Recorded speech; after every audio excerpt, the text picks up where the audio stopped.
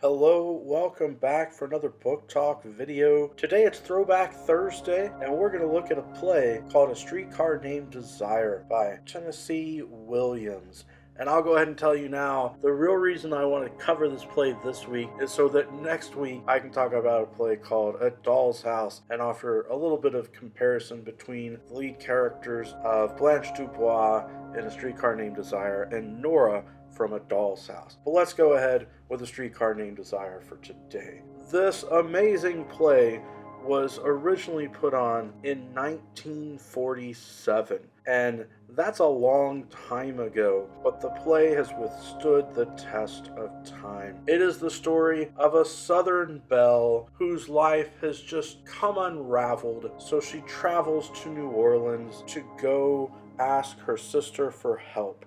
She finds that her sister is no longer living the life of a wealthy noble in the South. Her sister is with an angry, violent working man, a mechanic named Stanley Kowalski. Stanley is played by Marlon Brando in both the original play and in the 1951 film version, which is what really skyrocketed him to success.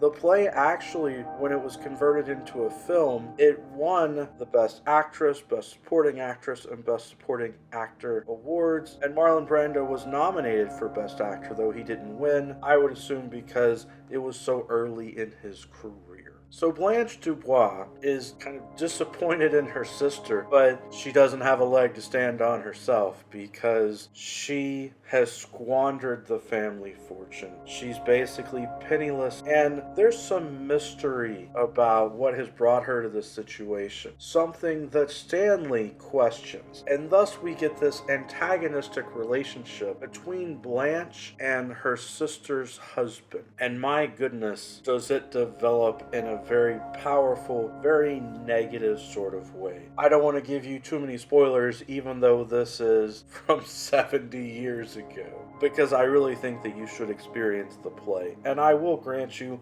I believe the plays are meant to be seen. They are meant to be seen as a performance. I recommend that you find a place that is performing this play, because believe it or not, people still perform this play all the time. Or you watch a film version of the play. I love the 1951 film version. There are other TV and film versions of A Streetcar Named Desire, but I cannot speak to them because I've never watched any other version. To me, this is the quintessential version of the story. Blanche Dubois does attempt to date one of Stanley's friends, which just complicates the issues all the more because Stanley is protective of his friends and he doesn't want his sister-in-law causing more problems. I do want to offer a trigger warning that this play does involve physical violence, abuse, and something worse than that. If you watch the film version, it's not as graphic and intense as the original play, and that's because of the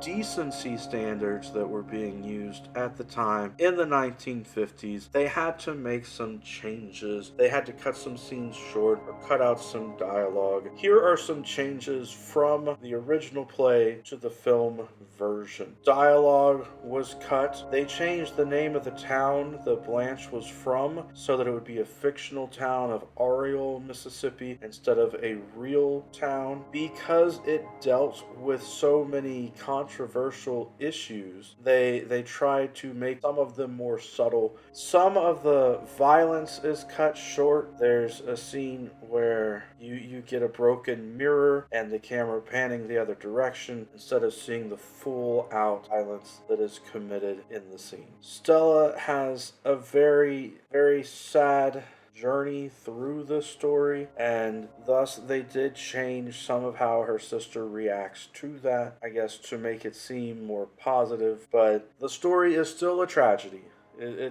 They did not exactly create a happy ending or anything like that. It's a highly acclaimed play and highly acclaimed film, so I hope you will check it out. Next week, we will have a discussion about the difference between this character, Blanche Dubois, and her famous line, "I've always depended on the kindness of strangers," and how that is very different from what Nora says in the play A Doll's House. Every day is a good day for a book talk. Peace.